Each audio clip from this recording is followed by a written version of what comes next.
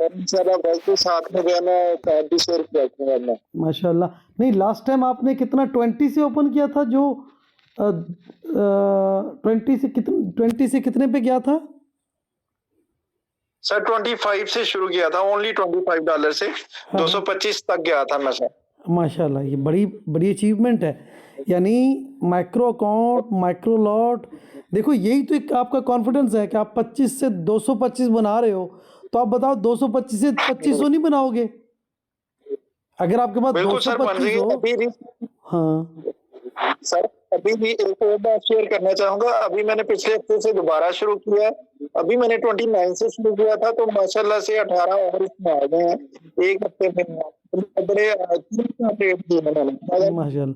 नहीं चलो, वो तो आप अपनी जगह। आप इतनी कम अमाउंट से कैसे काम कर लेते हो? यहाँ तो ये अभी यासीन साहब हमारे साथ थे बांग्लादेश से, जब ये फर्स्ट टाइम आए थे तो इन्होंने $2800 का अकाउंट था।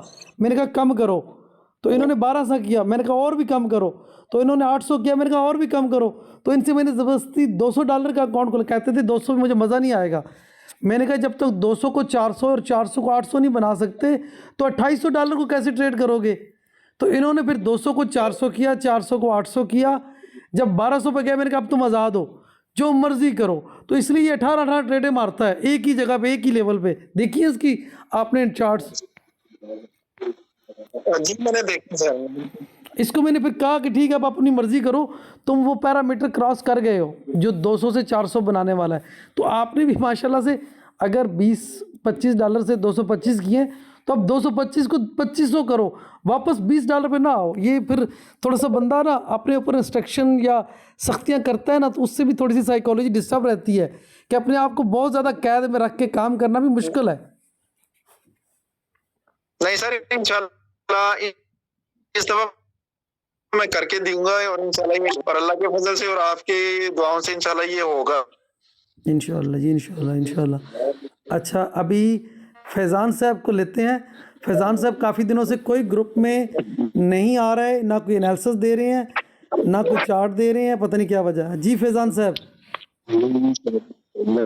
सर ऐसी कोई बात नहीं है, एक्टिव हूँ मैं। सबकी मतलब जो मैसेजेस आते हैं सब कुछ रीड करता हूँ, देखता हूँ।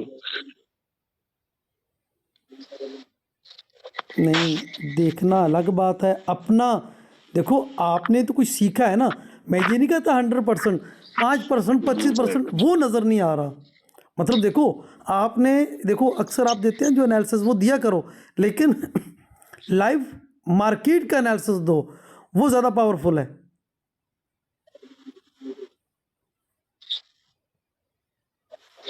मेरी आवाज़ आई?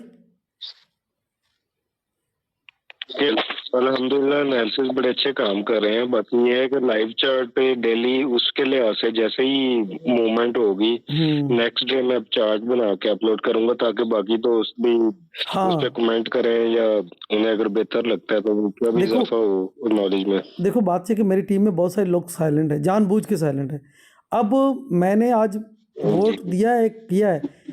मैं चाहता हूँ कि हम थोड़े हों लेकिन एक्टिव हों।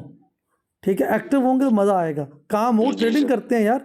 किसी आपका एनालिसिस आएगा, मैं देखूंगा, और मैं मोबाइल पे देखूंगा कि यार प्राइस मेरे लेवल पे आ गई है, तो मुझे यहाँ से ट्रेड करनी चाहिए।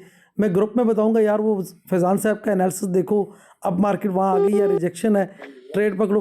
तो यूँ हम एक दूसरा मिल के चलेंगे। 20 बंदे हैं, एक बंदा भी एनालिसिस नहीं दे रहा, लाइव मार्केट का चार्ट नहीं दे रहा।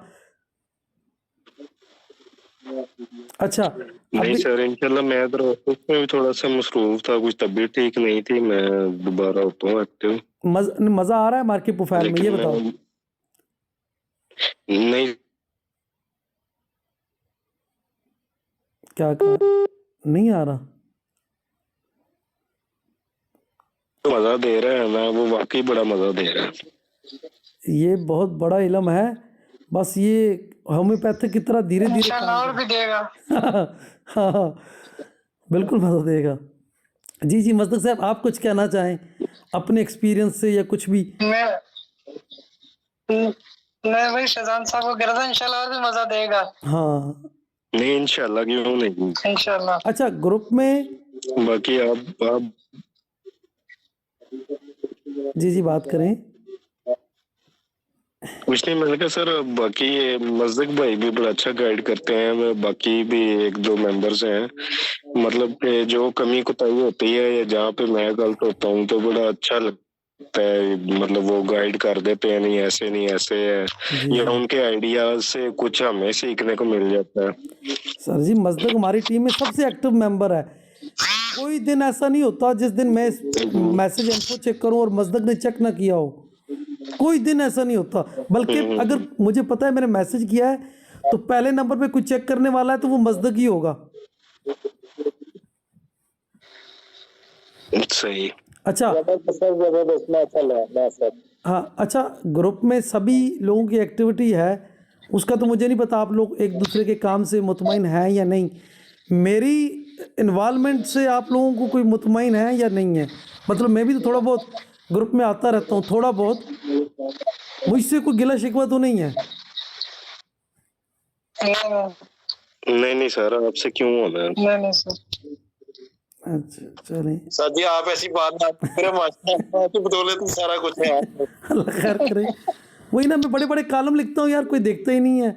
मेरा वॉइस आता है ग्रुप में, कोई उससे मोटिवेशन लेता ही नहीं है, हालांकि उसमें 70% एजुकेशन ही होती है, वैल्यू पे, ऑक्शन पे, रेंज एक्सटेंशन पे, बड़े क्लियर कट में सिग्नल दे देता हूँ। अच्छा अच्छा, बड़ी बात ये वो जो वॉइस मैसेज जो कॉलम आता है उसमें हम लाइव जो मार्केट होती है उसी के अबाउट होता है, लेकिन कोई गौर ही नहीं करता, गौर ही कुछ नहीं करते हैं करता। कुछ नहीं करते। बिल्कुल, इसीलिए मैंने वो सिग्नल देना और एनालिसिस देना कम किया है कि ये खुद भी तो कुछ दिमाग को हाजिर करें। याद है आपको मैंने एक दफ़ा नहीं कई दफ़ा कहा कि ये टीपीओ आखिरी है, इसके बाद रिवर्सल है, तो वो टीपीओ आखिरी ही होता था।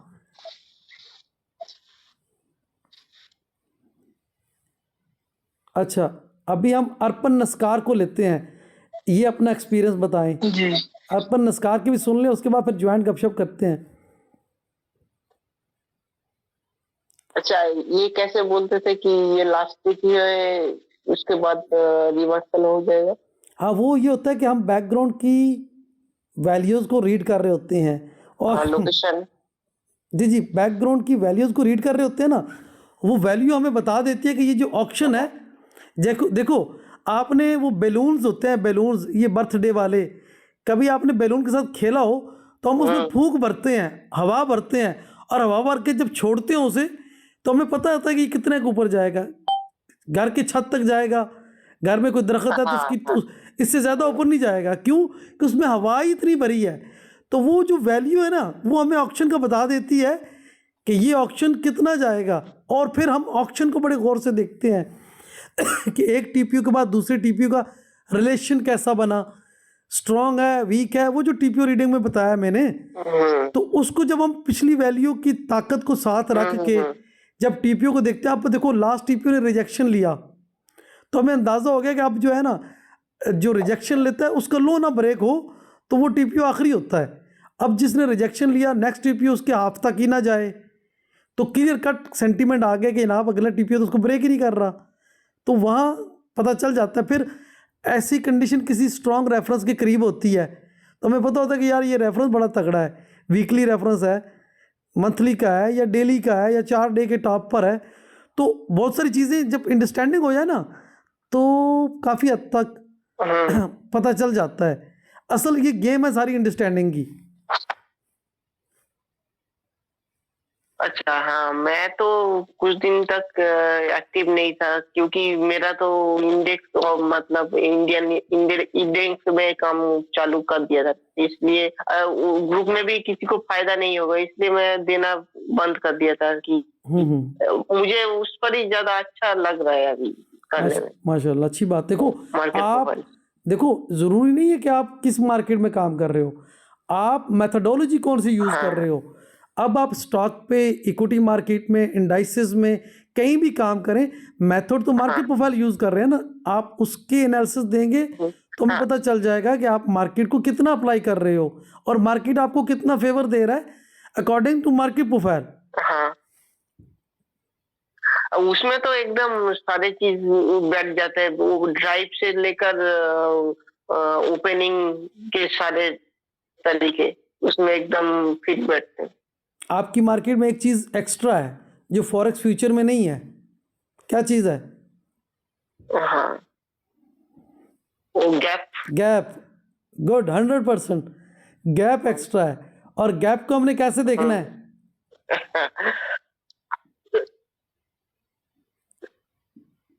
गैप को हमने सेम लाइक एक्सेस देखना है। और अगर गैप अप लगा है तो हमने बाई की ट्रेड लेनी है, सेल की नहीं लेनी। अगर गैप अप है और ऑक्शन भी अप है, उस ऑक्शन में ड्राइव है या नहीं है, रेंज एक्सटेंशन अप है, तो हमने बाई की ट्रेड लेनी है, सेल में नहीं आना। और अगर गैप डाउन है और ऑक्शन डाउन है, रेंज एक्सटेंशन डाउन है, तो हमने सेल में जाना है।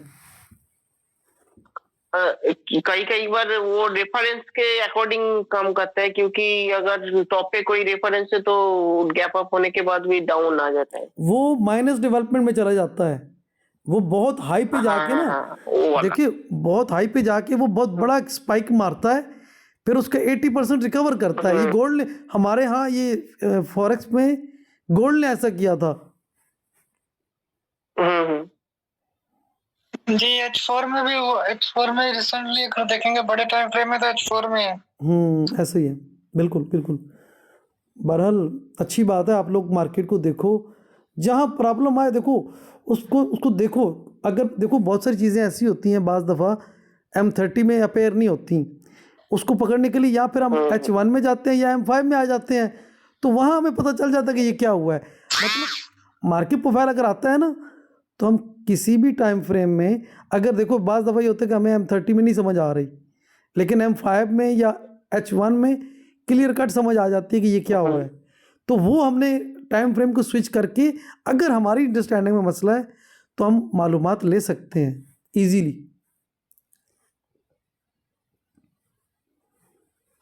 आज जो हातिफ नाम का बंदा ट्रेड लेके दिखा रहा था, वो वाला चीज सही है कि बंदा जब ट्रेड ले रहा है तो वो मतलब दिखा दे कि ऐसा ट्रेड ले लिया। हम भी उस टाइम पे कंफर्म कर लेते ये काम करेगा या जाएगा या नहीं जाएगा। हाँ, वो ये भी असल में अच्छा रहता है, आपने जैसे बोला है। हातिफ का नाम है यासीन, ये बांग्लादेश के हैं, दुबई में होते हैं।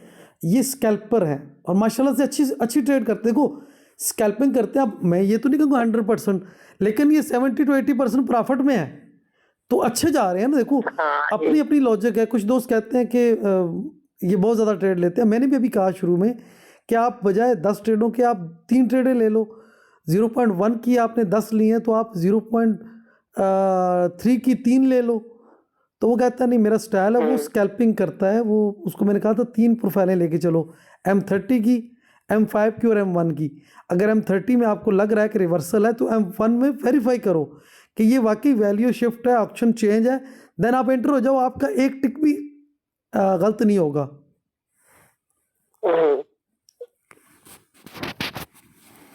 जी गुड हो गया। और जमान साहब आप कुछ कहना चाहते हो? यासीन साहब अब बात करें, खुल के बात करें।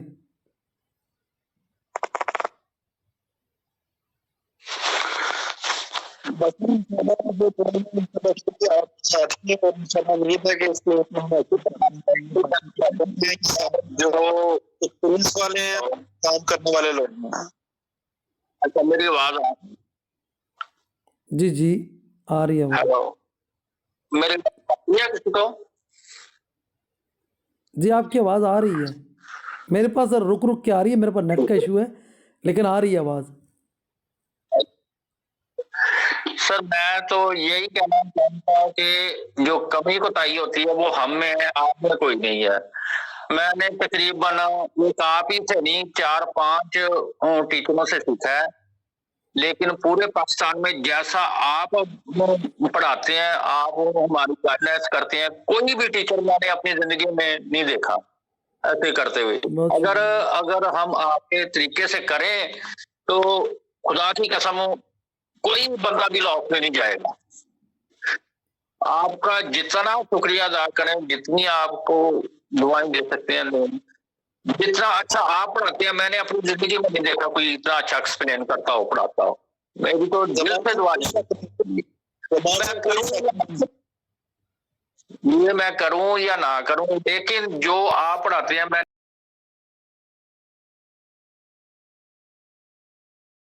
बहुत शुक्रिया जी, बहुत शुक्रिया आपकी एक हौसला चीज अफजाई का।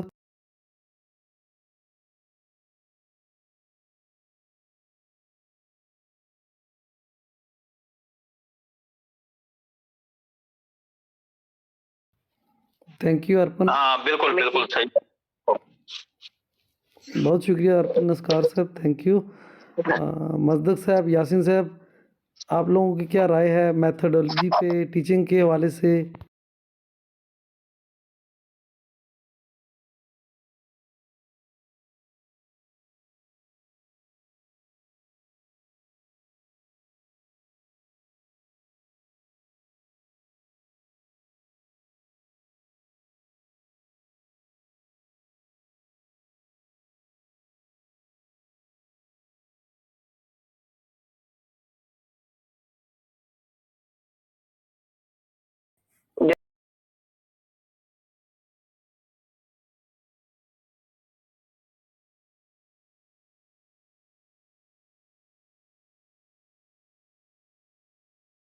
अच्छा, अभी मैं आपको ग्रुप में मजदक साहब का जब चार्ट आया था, जब मैंने चार्ट मांगा था, जब मैंने कहा था बहुत डिप दिया गोल्ड ने, वैल्यू आज डाउन था, जी उसके ऊपर एक मैंने डिटेल कॉलम लिखा है, वो आपने पढ़ा है?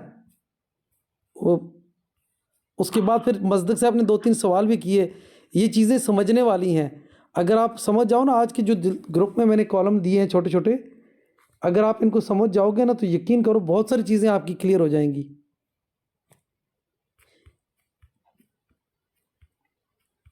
जी मजदक साहब, कोई कहना चाहता हो, कोई बात करना चाहता हूँ तो मैं ग्रुप को वो देख रहा हूँ कितने कॉलम्स लिखे, कितने ज़्यादा हैं, डेली अपडेट करता हूँ, कुछ पुराने भी कुछ नए भी।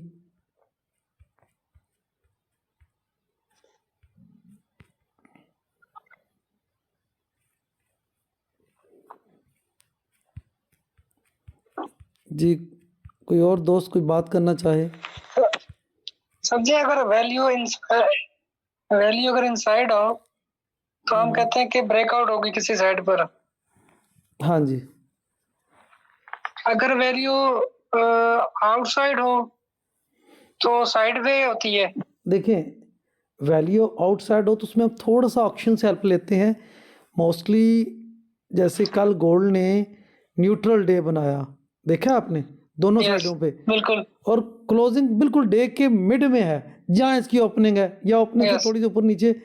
अब ऐसे दिन में कोई क्लियर सेंटीमेंट तो नहीं है, यानी दोनों साइडों पे नहीं इन्होंने क्या किया, एक मखसूस रेंज थी उसको बढ़ा दिया कि और जो ट्रेडर बाहर बिल्कुल, बैठे हैं वो जो थोड़ा छोटे थोड़ा ट्रेड, वैल्यू एरिया बढ़ा दिया थोड़ा सा। हाँ बिल्कुल वैल्यू ये बढ़ा दिया कि जो ट्रेडर थोड़े से ट्रेंड को, छोटे ट्रेंड को ट्रेड करने वाले हैं वो भी आ जाएं और उनको भी मतलब वो डेली डेली टाइम पे इनगल्फिंग बना दिया था, बिल्कुल ऐसा ही है ना? बिल्कुल बिल्कुल बिल्कुल इंगल्फिन बना दिया, हाँ क्योंकि वो इंगल्फ कर रहा है। लेकिन वो इंगल्फिन हाँ हमें ट्रैप कर सकती है, यहाँ नहीं होंगे, क्योंकि यहाँ पे हम आज की ओपनिंग, ऑक्शन, रेंज एक्सटेंशन, पिछली वैल्यू, वॉल्यूम, पिछले 2 दिनों का सेंटीमेंट, वो सारी चीज़ें अपने माइंड में रख के आज के ऑक्शन को देखेंगे कि अगर ये नीचे जाएगा तो कहाँ तक जा सकता है और ऊपर। अब देखो कल का जो ऑक्शन है न्यूट्रल डे है, लेकिन पहले उसने एक रियली हाई बनाया और उसने उसका सेंटीमेंट एकदम से हाई कर दिया,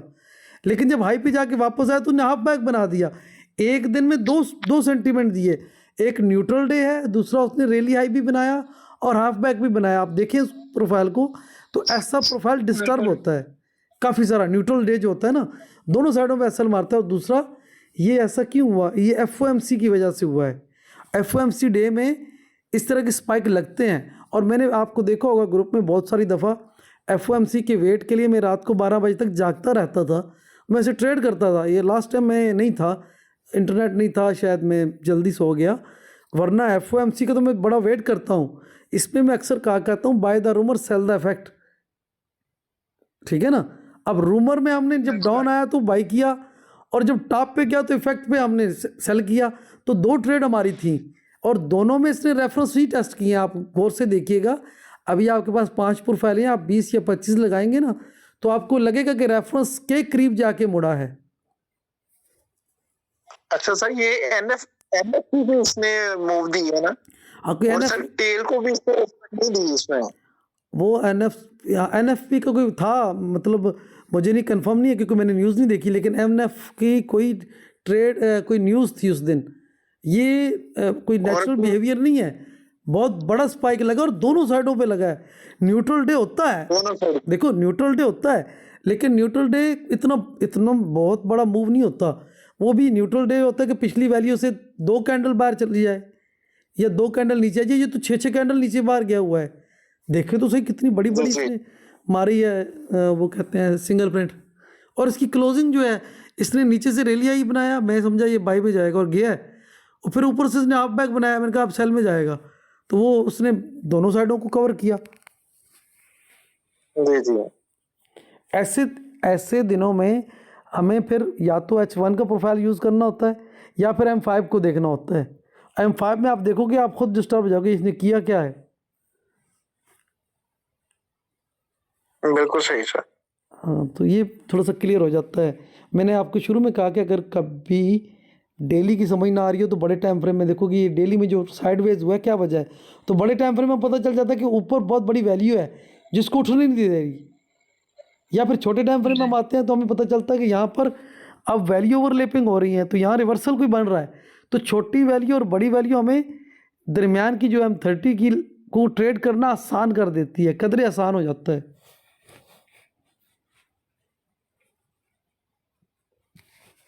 ये सर बड़ा जबरदस्त है। ये जैसा आज आपने कुछ मेरे को कथा दिया ना, ये डिस्कशन से ये चीजें बड़ी क्लियर हो रही हैं। बिल्कुल। ये ग्रुप में कभी कभार मस्दक का चार्ट आता है, इसमें बड़ी वो टेक्निक होती है, मैं देखता ही मस्दक का हूँ या वो फैज़ान साहब देते हैं चार्ट। आजकल एक विजय साहब हैं इंडिया से, वो बड़ा परफेक्ट काम देते हैं। अभी उनके काम में थोड़ा सा है मसला क्योंकि उन्होंने एक बार कोर्स देखा है, लेकिन बंदा बड़ा मेहनती है यार।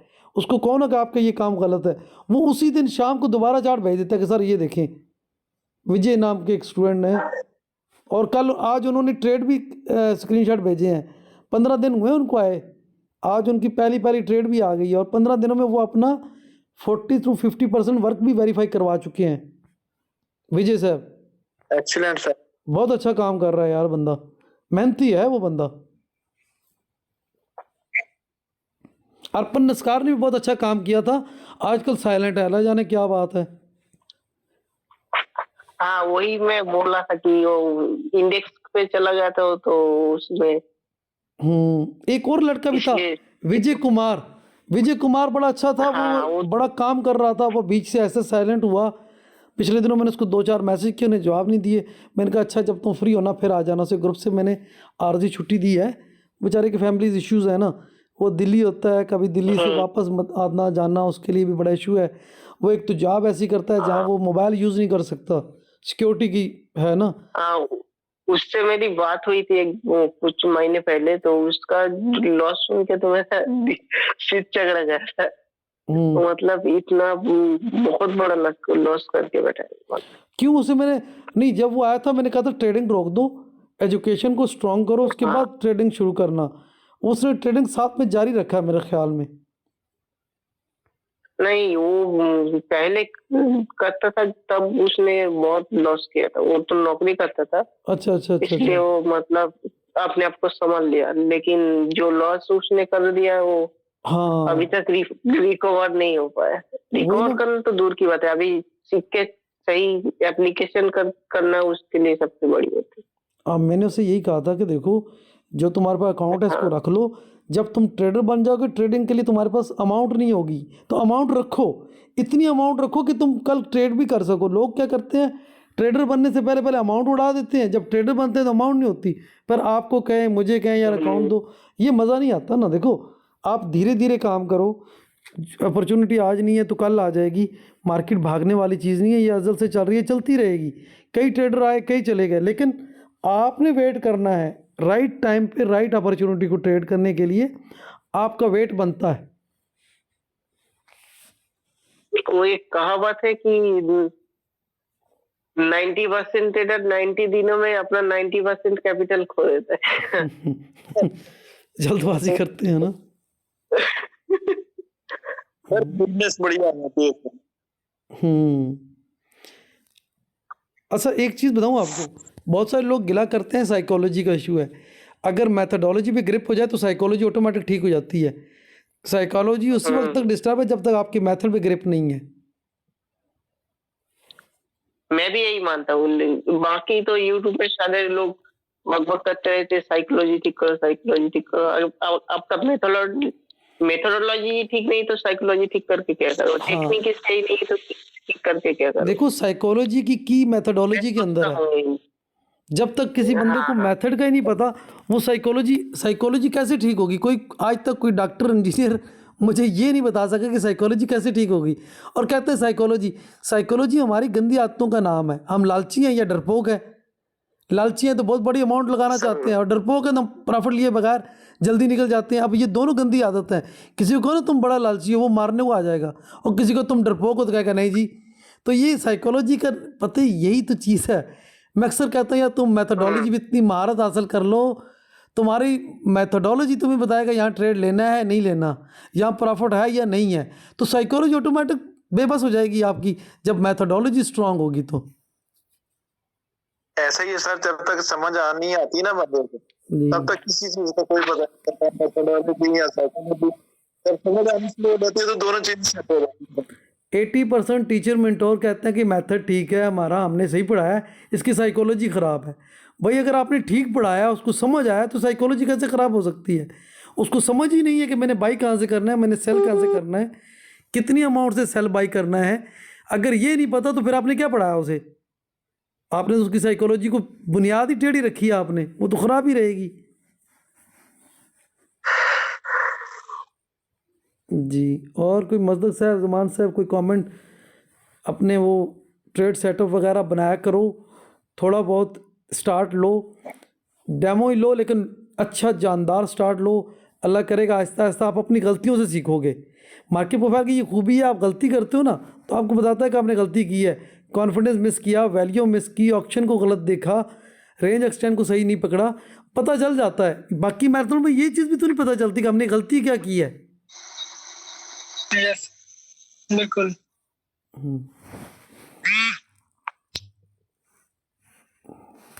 चले, मैंने कहा था काफ़ी सारे लोग आएंगे, आप 5-6 लोग आए। तो हातिफ साहब तो चले गए, उनका कोई इंजीनियर आया हुआ था, और फैज़ान साहब की भी मेरे ख्याल में कॉल ड्रॉप हो गई, शायद सर्विस का इशू था।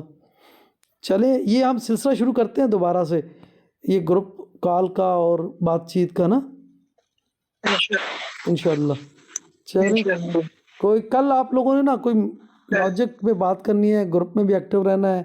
चीज़ें देखो, आज आपके 2 चार्ट आए, दोनों में मुझे कुछ मिला। हालांकि वो मैं पाउंड यूएसडी पे बात करना चाहता था, लेकिन चूंकि पाउंड यूएसडी को मैं पिछले कुछ दिनों से देख नहीं रहा, मुझे उसकी वॉल्यूम का वो अंदाज़ा नहीं हुआ। तो दूसरा, मेरे पास ट्रेडिंग भी ओपन नहीं हो रहा था, पता नहीं क्या बात। आज सारा दिन मैं उसको खोलता रहा, शायद अपडेट मांग रहा है या क्या है। तो हो जाता तो मेरे लिए ज़रा ईजी हो जाना था, लेकिन वो नहीं हुआ। तो इसलिए मैंने फिर उस पर पाउंड यूएसडी पे बात नहीं की। लेकिन गोल्ड वाले को मैं देख रहा था, उस पर मैंने आपके वो 3-4 मैंने जो कॉलम लिखे हैं, माशाल्लाह उसमें अच्छी बात समझाने की कोशिश की है। बिल्कुल। चलें जी, बहुत शुक्रिया आप लोगों ने टाइम दिया।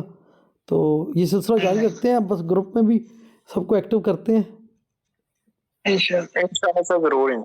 जी।